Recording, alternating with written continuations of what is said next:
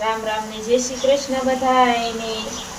આજે આપણે બનાવી છે રોટલા આપણે ઘઉંના બનાવ્યા હતા.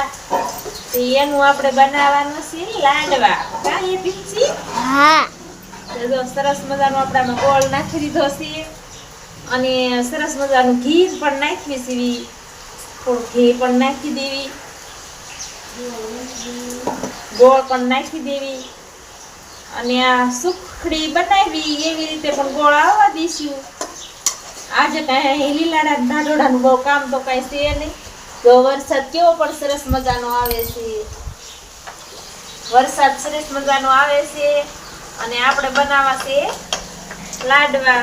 તો આપણે જો આ રોટલી હોય આપણી ઘઉંની, એનો પણ ભૂકો કરી નાખ્યો છે અને પછી એમાં ઘી આવે, આ મસ્ત પુડલા ઘોડે ઉપર થઈ જાય એટલે નાખી દેવી.